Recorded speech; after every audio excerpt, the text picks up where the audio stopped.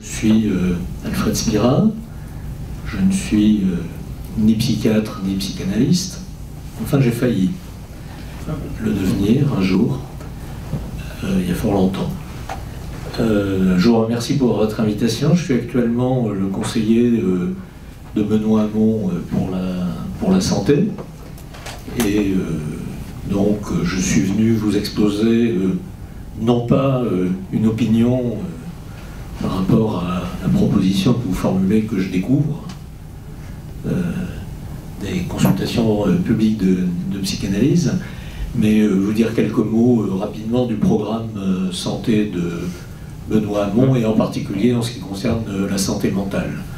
Alors avant de venir plus précisément à la santé mentale, je voudrais vous dire deux choses. D'une part, le contexte dans lequel ce programme a été construit et dans lequel Benoît Hamon le porte,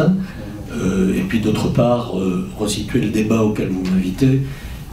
dans le cadre d'une préparation à une élection présidentielle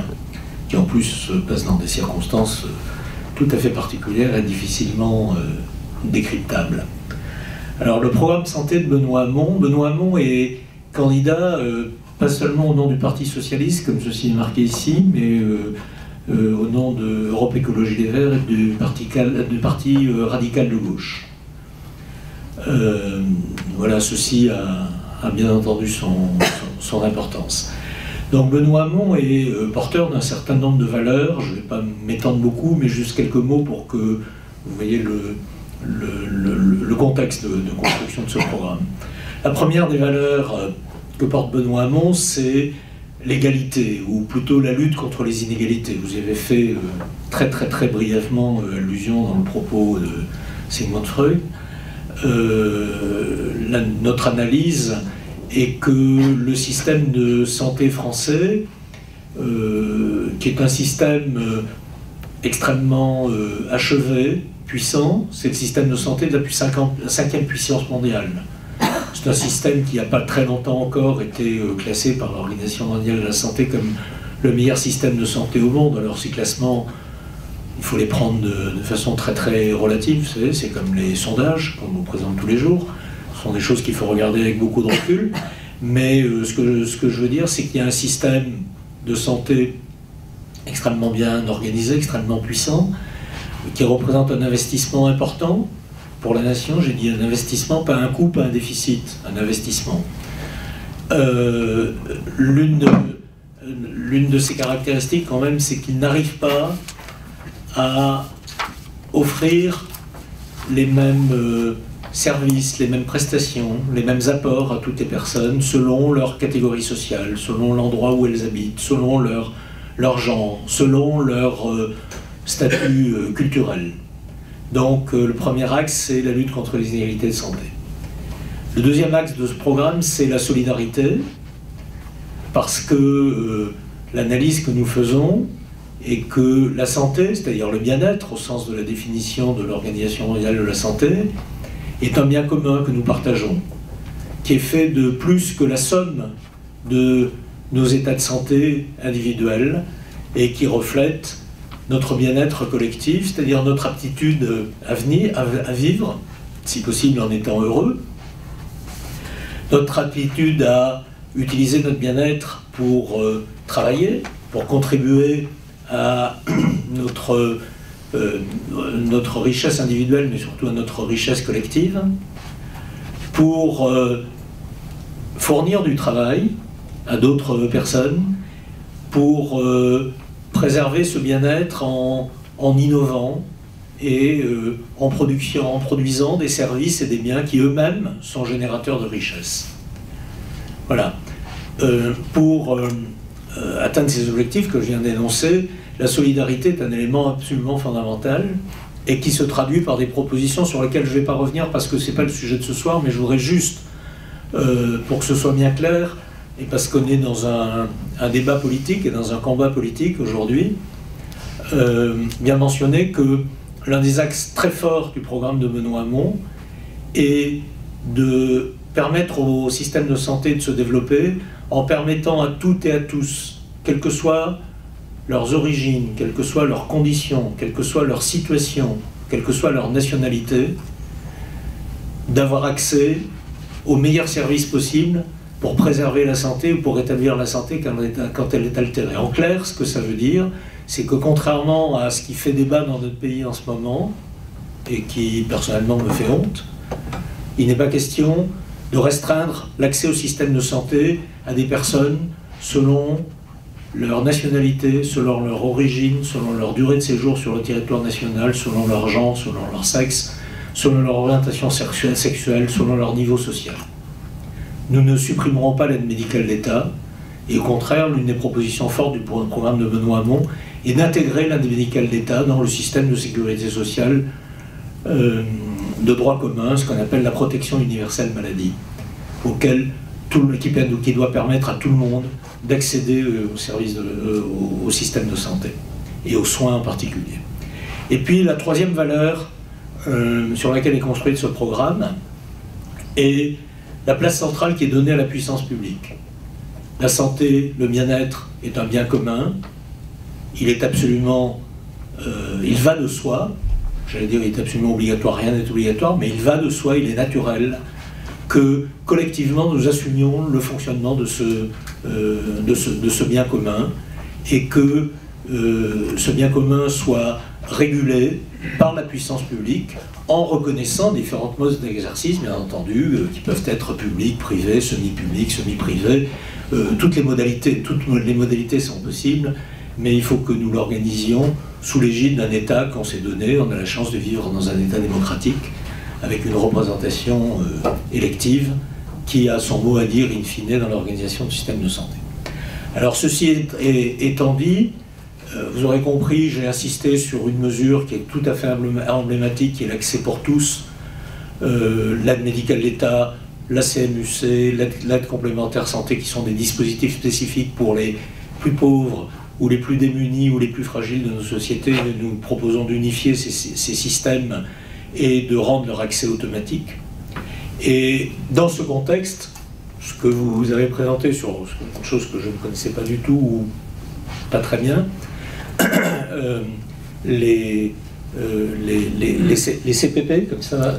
c'est celui qu'on utilise, sont un élément particulièrement intéressant. Alors pour en venir à la santé mentale, le programme de santé de Benoît Hamon comporte 27 mesures. Alors on ne peut pas absolument tout aborder dans le cadre d'une élection présidentielle, et c'est pour ça qu'il y a des réunions comme celle-ci pour approfondir les sujets. Je vais quand même vous lire sur les 27 mesures. Il y a une mesure qui concerne la santé mentale, dans un programme qui est très orienté vers la prévention, la préservation de la santé, la défense de l'environnement, d'un environnement favorable à la santé. Vous avez sûrement entendu Benoît Hamon parler des perturbateurs endocriniens, par exemple. Voilà, ça fait partie des axes forts de préservation de la santé, de préservation de notre environnement pour préserver la santé. Alors en ce qui concerne la santé mentale, il y a une mesure qui porte le numéro 7, mais peu importe, il n'y a pas d'hierarchie dans les mesures. Cette mesure, je vous la lis, elle est libellée de la façon suivante. Parce qu'un quart des Français souffriront d'une maladie psychiatrique dans leur vie, la politique de santé mentale sera développée de façon transversale, médecine scolaire, médecine du travail, formation initiale et continue des généralistes. Les structures d'accueil non hospitalières offrant une alternative à l'hospitalisation ou favorisant les sorties seront développées. Voilà, ces mesures sont brèves, encore une fois, il y a 27 mesures, et dans un programme d'ensemble qui comporte à peu près 150 pages, la santé représente 3 pages,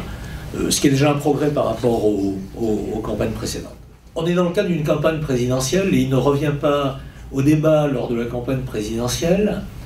d'indiquer ou de discuter même des questions de gestion, en l'occurrence de la prévention ou du système de santé,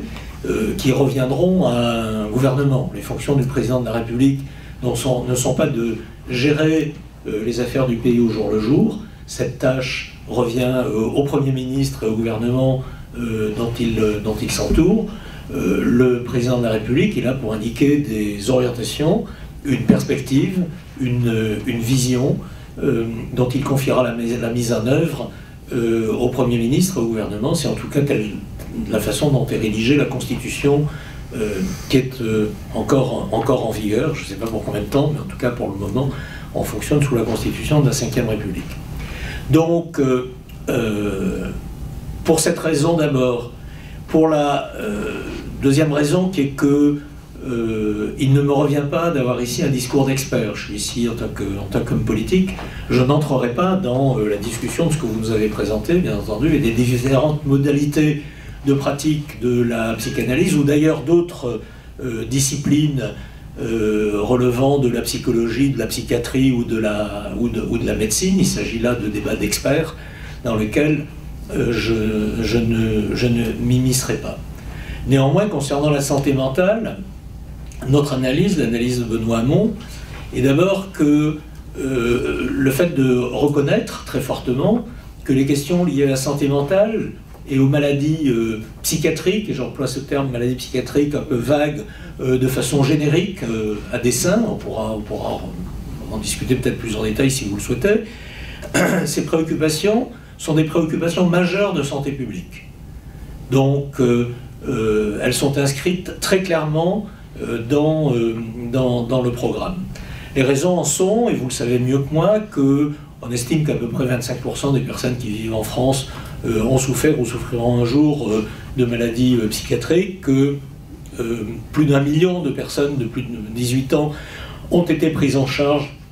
ou seront un jour prises en charge pour des troubles de la santé mentale ou des affections psychiatriques par le système de soins, que chaque année en France, environ 200 000 personnes traduisent leur souffrance par une tentative de suicide et que 11 000 personnes, entre 11 000 et 13 000 personnes même, chaque année meurent à la suite d'un suicide, que 1% de la population française souffre de troubles de type schizophrénique ou 2% de la population souffre de troubles de l'humeur, et que ce tableau, que j'ose pas qualifier d'épidémiologique, mais dressé à très grands traits, témoigne de la nécessité d'avoir des actions spécifiques dans le domaine de la santé mentale et des pathologies psychiatriques pour non seulement améliorer cette situation, mais aussi permettre, et comme vous le suggérez dans votre propos liminaire, monsieur, aux personnes qui n'ont pas elles-mêmes pris conscience ou manifesté des symptomatologies qui sont le symptôme en fait de troubles de la santé mentale, permettre à ces personnes et aider ces personnes ou offrir la possibilité à ces personnes d'être prises en charge, de manifester leur souffrance et de faire que les moyens, aussi divers soient-ils, pour ça je ne veux pas parler de moyens seulement médicaux, mais l'ensemble des moyens qu'on a à notre disposition puissent être mobilisés pour accompagner ces personnes et autant que faire se peut, leur permettre de vivre de façon la plus équilibrée et la plus heureuse possible. Alors pour ça, des mesures sont proposées. Ces mesures, je vous les donne dans le désordre. Il n'y a vraiment aucune hiérarchie. La première, c'est que la médecine de premier recours, c'est-à-dire les médecins généralistes, doit être renforcée, et la formation des médecins généralistes de premier recours doit être renforcée pour détecter les troubles psychiatriques le plus précocement possible et pour orienter au mieux les patients. Pour ça, ça peut se traduire par l'inscription de stages obligatoires de formation en psychologie, en psychiatrie, en secteur hospitalier, en secteur ambulatoire, et encore une fois dans toutes les formes d'exercice qui peuvent exister. Deuxièmement, les questions santé mentale devront être mieux et plus considérées dans le cadre scolaire et dans le cadre périscolaire ou dans le cadre du travail. Et ceci va de pair avec un renforcement qui est proposé par ailleurs dans le programme de Benoît Hamon de la médecine scolaire et de la médecine du travail, qui sont, vous le savez, deux secteurs qui sont en très grande souffrance à l'heure actuelle. Et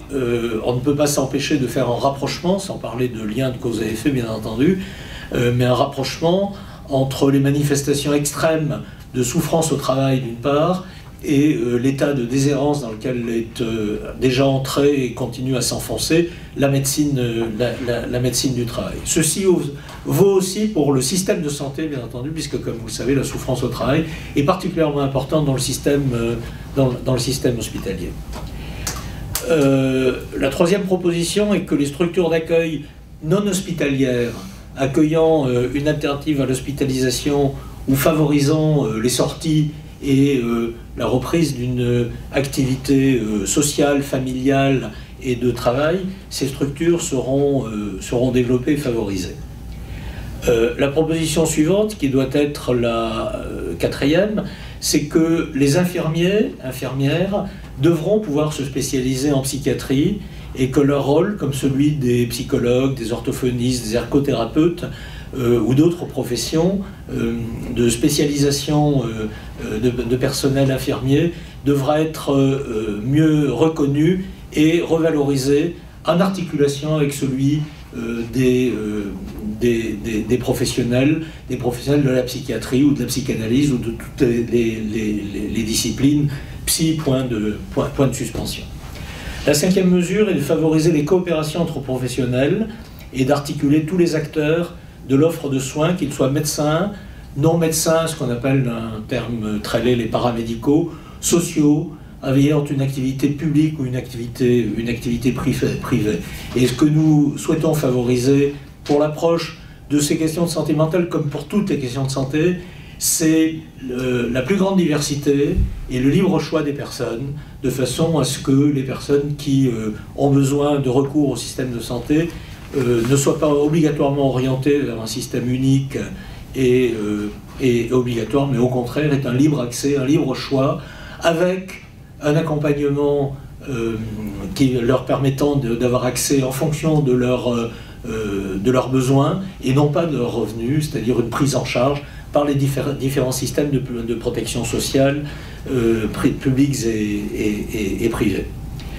La sixième mesure concerne la régulation par la puissance publique dont je vous ai parlé,